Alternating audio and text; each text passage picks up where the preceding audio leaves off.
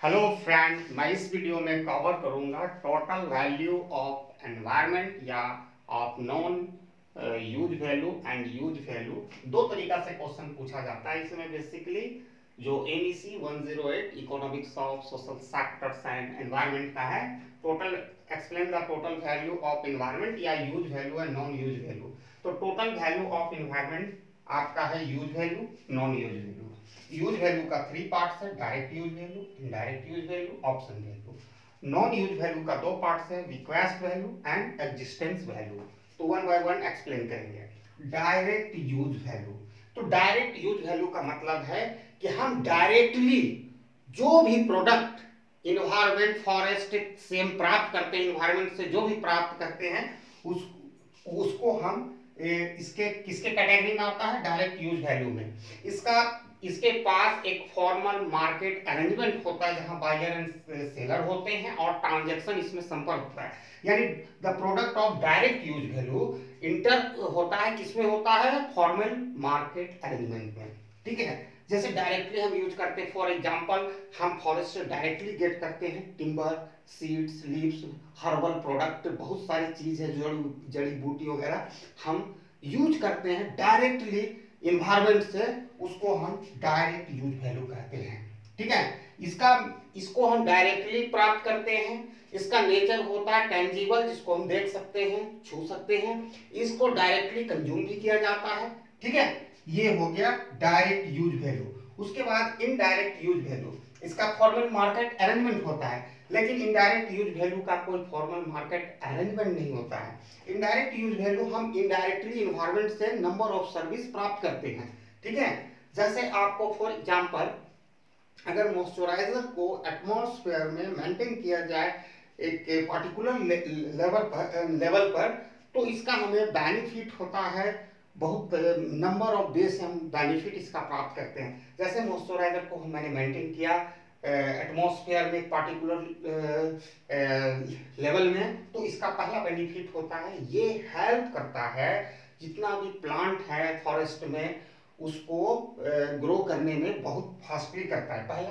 दूसरा नंबर बात है कि हमारे एग्रीकल्चर प्रोडक्टिविटी को बढ़ा देता है अगर मॉइस्चराइजर को मेंटेन रखा जाए एटमॉस्फेयर में एक पार्टिकुलर लेवल में, तो ये इनडायरेक्ट यूज वैल्यू का है। और जब हम इसका करते हैं तो इसका बेनिफिट सिर्फ हमारे यहाँ, ये नेचर तो शुरू में होता है, जैसे हम वाटर सेट वगैरह करके हम इन्वायरमेंट में एटमॉस्फेयर में पार्टिकुलर लेवल में हम मॉइस्चराइजर को रखते हैं। इसका बेनिफिट सिर्फ हमारे लोकल एरिया, पार्टिकुलर एरिया या पार्टिकुलर कंट्री तक ही नहीं है। इसका कहने का मतलब है, इसका जो बेनिफिट है वो स्प्रेड होता है अक्रॉस द बाउंड्री। जैसे आप ब्राजील का फॉरेस्ट को एग्जांपल लेते हो, तो ब्राजील का फॉरेस्ट जो दुनिया का सबसे बड़ा फॉरेस्ट है, तो उसका सिर्फ बेनिफिट ब्राजील देश को ही नहीं हो रहा है, पूरे इंटायर वर्ल्ड को हो रहा है। उसको अर्थ का लंग कहा जाता है, पृथ्वी को फेफड़ा कहा जाता है, क्योंकि वो ऑक्सीजन का सबसे बड़ा सप्लायर फॉरेस्ट है।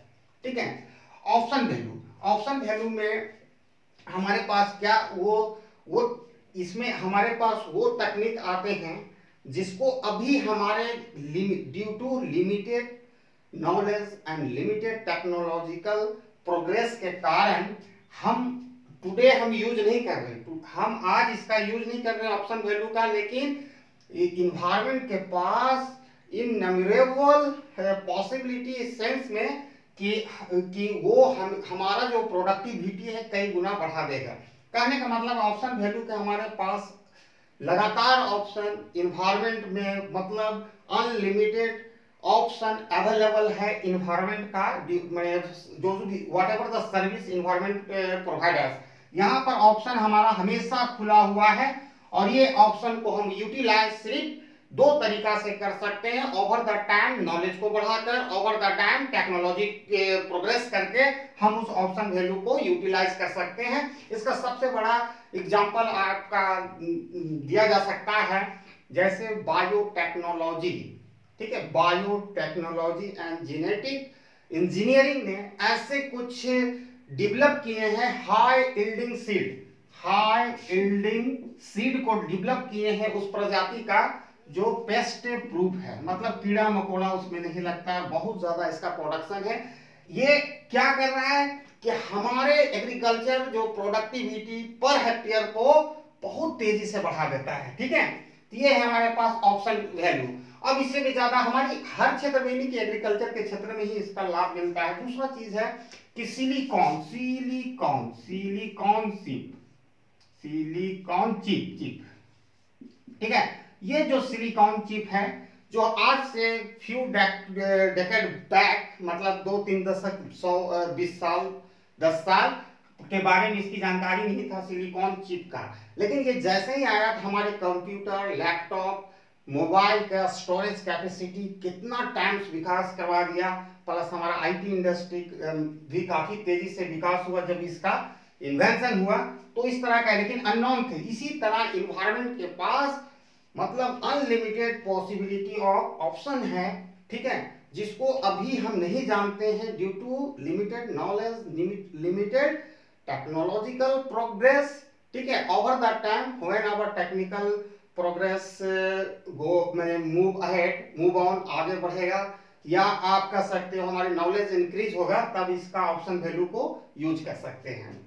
अब आता है बिक्वेस्ट वैल्यू। बिक्वेस्ट वैल्यू का मतलब है साफ चीज है कि आप का, जैसे हम लोग मतलब जैसे कैसे हम लोग प्रॉपर्टी, अपना जो भी प्रॉपर्टी होता है हम लोग generation to generation pass on होता है, उसी तरह द सर्विस ऑफ इन्वायरमेंट को जनरेशन टू जनरेशन इस तरह पास होना चाहिए जिससे नेक्स्ट जनरेशन के लोग, ठीक है, नेक्स्ट जनरेशन के लोग यूज वैल्यू और नॉन यूज वैल्यू, ठीक है, use value and non use value का जो इन्वायरमेंट का है उसको प्राप्त कर सके। मतलब यहाँ पर कहना ये कह रहा है डायरेक्टली, स्ट्रांगली कि आपको कंजर्वेशन करना है इन्वायरमेंट का। ठीक है, ठीक है। इसमें क्या होता है कि अभी जो fast growing population associate with, आप कह सकते हो, rapid economics development and technological progress, no doubt hurt our environment, हमारे इन्वायरमेंट को बैडली इफेक्टेड किया है, बहुत ही बुरी तरह से प्रभावित किया है, जिसके लिए ये कहता है conservation of our natural resources environment. ठीक है, ताकि हमारा आने वाला जनरेशन, कमिंग जनरेशन, उसका यूज वैल्यू और डायरेक्ट वैल्यू और इनडायरेक्ट वैल्यू का इन्वायरमेंट का प्रोडक्ट एंड सर्विस को यूज कर सके, इसके लिए कहा है। यहाँ कंजर्वेशन ऑफ बहुत सारे हमारे species of flora and fauna, ठीक है, जिसको मैंने प्लांट्स एंड एनिमल की प्रजातियां, बहुत सारे यूजफुल माइक्रोबायोलॉजिकल जो जीव होते हैं, मतलब स्पीसीज होते हैं, वो time over the time got extinguished हो गया है, बिकम एक्सटिंक्ट हो गया, मतलब विलुप्त हो गया है, उसी को कंजर्वेशन करने की जरूरत है, इंक्लूडिंग प्लांट्स एंड एनिमल है। ठीक है, उसके बाद है एग्जिस्टेंस वैल्यू। ये एग्जिस्टेंस वैल्यू का क्रिएशन वहां से होता है कि इन्वायरमेंट के पास अनलिमिटेड एग्जिस्टेंस, मतलब नेचुरल ब्यूटी है जो हमको अट्रैक्ट करता है, और एक बार आपको इसको देख के ही हमारा मन काफी हैप्पी हो जाता है। आप कह सकते हो कि इट अट्रैक्ट अस, ठीक है, टू वॉच इसका नेचुरल ब्यूटी, जैसे कह सकते हो नेशनल पार्क, वाटर स्ट्रीम, बहुत सारे माउंटेन रॉक है जो इतना ब्यूटीफुल है कि लोगों को अट्रैक्ट करता है। ठीक है, तो अट्रैक्ट करने के साथ ही क्या होता है कि it has ट्रेमेंडस possibility of development of tourism industries existence value में। तो और ये इसके अतिरिक्त बिसाइड इट, ये शेल्टर प्रोवाइड करता है, प्रोटेक्शन करता है डिफरेंट टाइप्स ऑफ या species of animal and plant का। तो इसका और इसके अलोंग विद जो दिखता नहीं है माइक्रोबायोलॉजिकल जो स्पीसीज होता है जो यूजफुल है ह्यूमन बीइंग के लिए, नेचर के लिए, उसको भी ये प्रोटेक्ट करता है, कंजर्व करता है। ठीक है, तो ये सारा चीज है।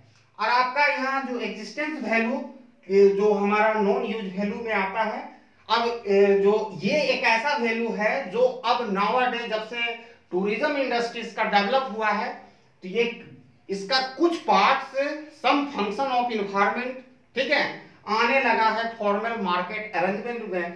जैसे टूरिस्ट आते हैं हमारे यहाँ, तो वो हमें जैसे नेशनल पार्क को विजिट करेंगे, उसके लिए टिकट लगता है वहां पर, मतलब बायर हो गया, कौन जो व्यक्ति आ रहा है टूरिस्ट हो गया, और सेलर कौन हो गया, नेशनल पार्क का ओनर, जो भी ऑनर किया जाता है, या कम्युनिटी के द्वारा हो या गवर्नमेंट के द्वारा हो।